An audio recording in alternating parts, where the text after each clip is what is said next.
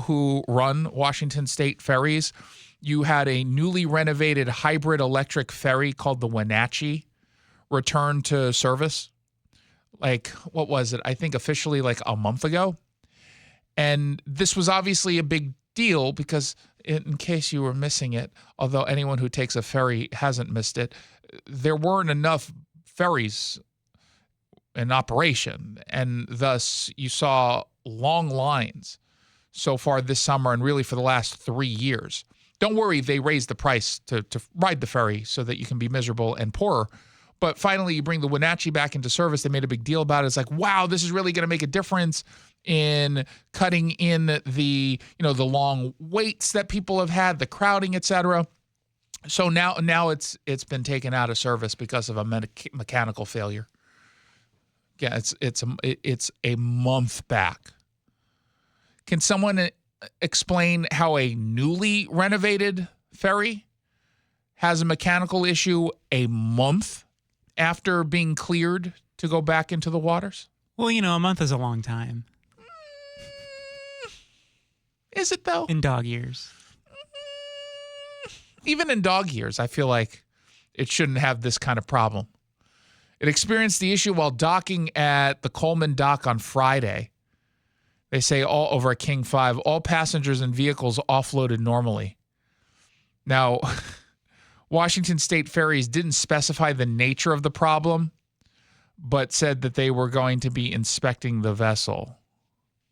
The Walla Walla ended up replacing the Wenatchee for a midday departure from Seattle. Except, of course, that means they had to pull the Walla Walla. I want sometimes, have you ever had this feeling, Jackson, where you're reading the news and you're hearing conversations about what's going on and you just want to first scream, then cry, then punch people walking by and then cry again? Not really. No. I haven't had that feeling either.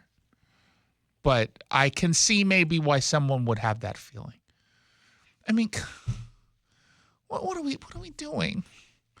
Why can't we figure this out? Why is it so difficult? I get that things happen, right? Things happen from time to time.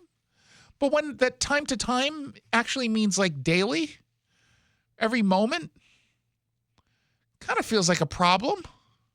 That could be, what's some language that the left would under? Systemic. Is there an institutional problem? Okay, let's just call it white supremacy, and they tackle it with verve. I just can't anymore. And part of me says, you know what?